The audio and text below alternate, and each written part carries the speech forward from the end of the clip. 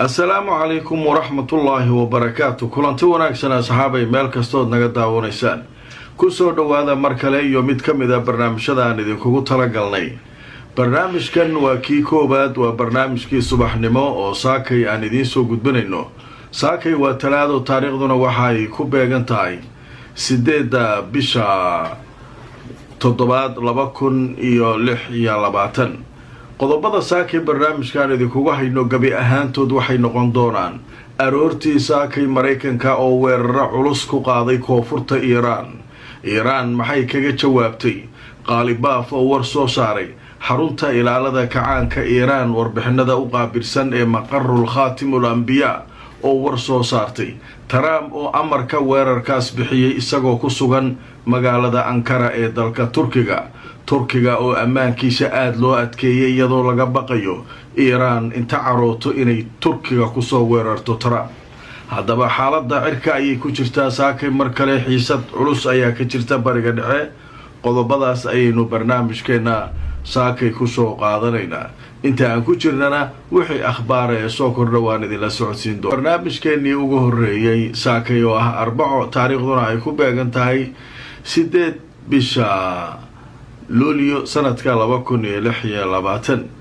barnaamijkeena koobaad ee saakaan idin soo gudbanayno gabi ahaantii waxaynu ku faaqidi doonaa weerarkii aroortii saakay lagu qaaday Iiraan, meelaha la weeraray iyo xaalka hadda sida uu yahay iyo maxaa keenay weerarkan in saakay lagu qaado Iiraan. ma waxay ka dhigan tahay in xabar joojintii gabi ahaanba ay burburtay u dhaxaysay Mareykanka iyo Iiraan? haddaba wararkaas faahfaahsan wixii laga qoray ilaa xilligan aan idila hadlayo xaalku halka uu joogo ayaynu barnaamijka ku qaadanaynaa. haddaba ugu horeyn barnaamijka waxaynu ku soo qaadanaynaa Al-Jazeera waxay tiri duqeymo culus ayay Mareykanku saakay ku qaadeen koonfurta Iiraan. Tahraan oo iyaduna wacad ku martay inay jawaab adag siin doonto Mareykanka weerarka uu ku soo qaaday dalkeeda.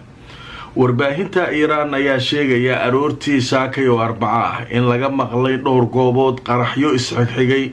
magaalooyin ku yaala dhanka koonfurta wadankaas. haddaba goobaha weerarka laga maqlay waxaa ka mid ah deegaanka la yiraahdo Serbik iyo jasiiradda la yiraahdo Qasham, deegaanka Bandar Abbas iyo goobo kale. taliska ciidamada Mareykankana waxay xaqiijiyeen inay iyagu ahaayeen kuwa weerarkaas fuliyay oo ay markaasi ku ciqaabayeen Iiraan.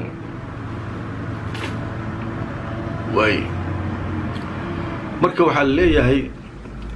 gobolada koonfurta macnaha dhanka xeebta Hormuz kuwa soo xiga jasiirad la yiraahdo Qasham, Bandar Abbas, dhulkaas xeebta xiga ee Iiraan ayaa weerar lagu soo qaaday oo halkaa weeraro culus iyo qaraxyaa laga maqlay. haddaba marka weerarkan awoodiisu intee dhammayd maalmo ka hor waa tii sidan oo kale Mareykanka uu weeraro ugu soo qaaday. ma weerarkaasuu la mid ahaa? ma awood ahaanuu ka yaraa? ma ka awood badnaa? maxaa laga yiri weerarkan laftirkiisa markii la qiyaasay awoodiisu intee la ekeen? haddaba mar kale aan idin tusoo warbixin laga qoray sheekadaas. wargeyska la yiraahdo Axios ee Mareykanka ka soo baxa ayaa saakay qoray weerarada xalayto waqti dambe lagu qaaday inay ahaayeen kuwa ballaaran oo ka awood badan 10 maalmood ka hor weeraradii uu ku qaaday Mareykanka Iiraan kuwii uu ku qaaday. marka waxaa leeyahay 10 maalmood ka hor sidan oo kale weeraro u dhaceen. weeraradaas kuwaana ka awood badan, macnaha hubka la isticmaalay iyo meelaha la duqeeyay iyo wixii oo dhan awoodda weerarka waxay leeyihiin warbaahinta Mareykanku kii saakay ayaa awood badan. sheekada marka la yaab kale waxay tahay Trump wuxuu ku sugan yahay Ankara,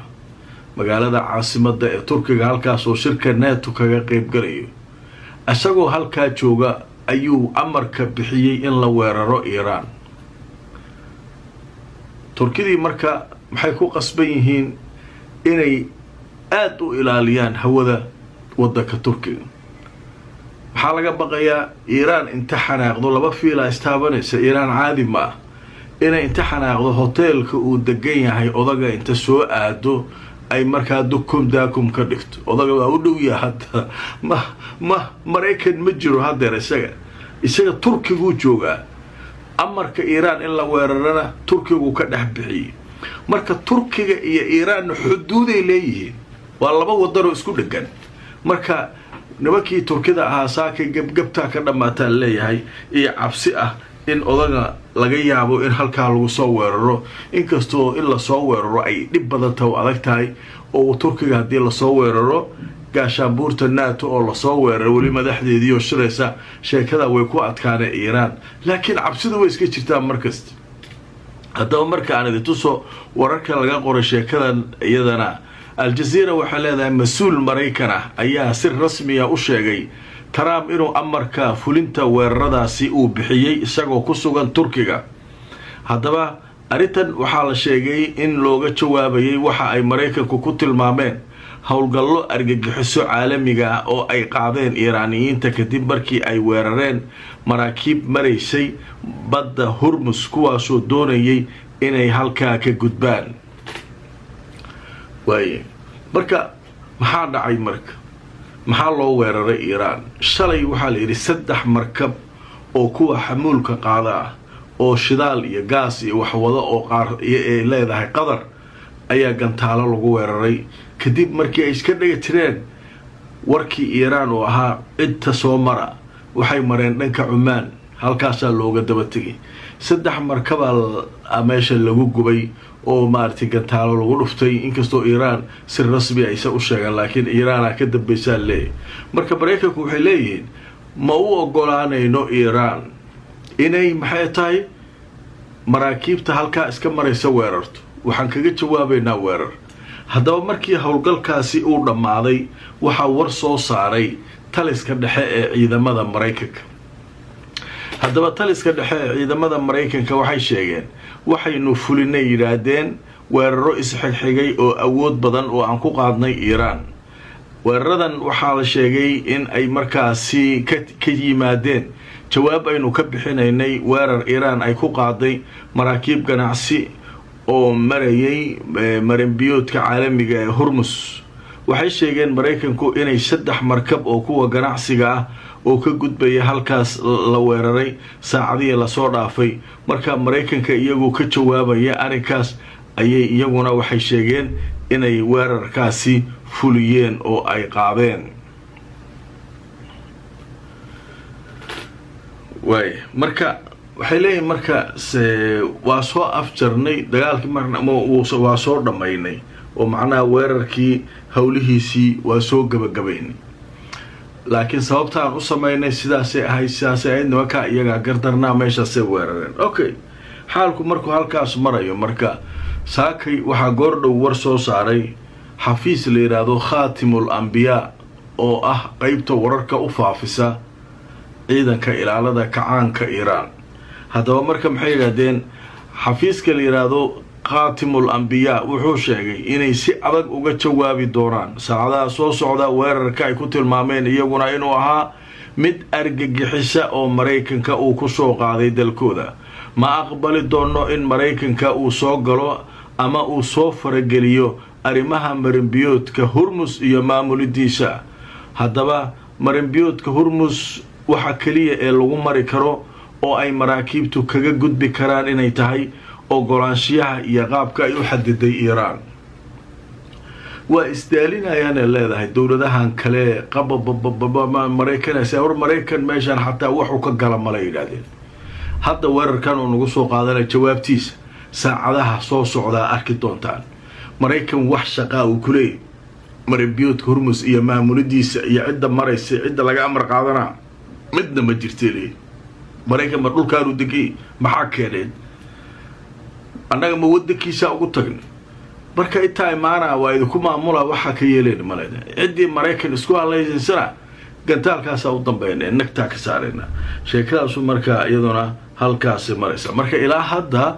iiraan waqtigan aan idinla hadlayo barnaamijka aan duubayo wax weerara ay qaada male laakiin si caday u sheegay nimankaa been ma sheegaan maqarul khaatimul ambiyaa la yidhahdaa jawaab ka adag kuwii horaan bixinaynaa dheh jawaabtu marka xaggee ka buskicin doonaan ma qadaray garaaci doonaan ma baxraynay garaaci doonaan ma dowlado kale garaaci doonaan saldhigyadee garaaci doonaan xaggee ka bilaabi doonaan lama yaqaan dawlad kasta marka heegan ay ku jirtaa saasay u jaraynayaan dawladihii oo dhan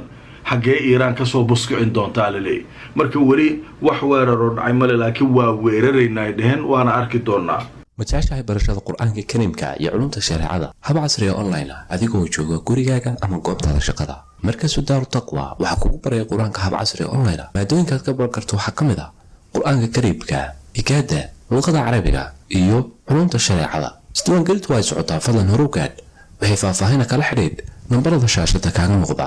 hamogaadin dugsiga markasu daaru taqwa haddaba qaybta kale ugu dambaysa barnaamijkeena saakay waxaa isaguna soo hadlay ninka la yidhaahdo qaalibaaf waa guddoomiyaha baarlamaanka iiraan sidoo kalena waa ninka madaxda u ah wadahadallada iiraan ay kula jirto maraykanka ninkan wuxuu leeyahay wadahadaladii waaba dhammaadeen nimankan waa ku tunteen heshiiskii aan galnay marka wadahadal maba jiruu leeyahy saakay xaaladu faray kasii baxaysaa haddaba markaan idintusoo wararkii ugu dambeeyay qaalibaaf wuxuu sheegay maraykanku inay ku xadgudbeen oo ay ku tunteen heshiiskii isfahamka ahaa waxaana uu sheegay in maraykanku ay weerara kusoo qaadeen koonfurta iiraan guddoomiyaha baarlamaanka iiraan maxamed baaqir qaalibaaf ayaa sheegay in maraykanku ay ku xadgudbeen heshiiskii ayaga iyo iiraan ay wada gaareen isfahamka ahaa waxaana uu sheegay sii wadida gardarrada sahyuuniyadda ee lubnaan iyo weeraradan maraykanka inay labaduba muujinayaan inaanu jirin wax heshiisa oo heshiiskii lagu xadgudbay wuxuu leeyahay marka sheekadu waa isku xiranta israa'iilna duqayme ka samaysay lubnaan oo annaga heshiiska noogu jirtay inaanu lubnaan la weerari karin maraykankana annagii heshiiska la galnoona soo weeraray marka heshiiska xaguu yaallaa uu leeyahy intihaakaa lagu sameeyey waa lagu tuntuu leeyahy heshiismaba jiruu leeyahy marka saacaddan wixii laga bilaabo heshiisbaba noo qornuu leeyahy nin walba tabartiisa waaye iiraan waa celcelis haddaba marka waa arki doonaa kollay wararkaasu saakay kuwii ugu waaweynaa ee warbaahinta ay ka hadlayso waaye wixii kaloo wariba soo dhaca oo haddii warar cusub ay yimaadaan oo ku saabsan iiraan weerarka ay qaadi doonto iyana barnaamijyada dambe ayaanu idinkugu faahfaahin doonaa laakiin ilaa hadda wax weerara oo iiraan ay qaadi male marka laga reebo hanjabaada ah inay jawaab adag bixin doonaan saacadaha soo socda barnaamijkaygii saaki waa naga intaa asxaabay meel kastoo aad naga daawanaysaan mar kale waxaan idin leeyahay like gareeya oo sheer gareeya barnaamijka nabadgelyo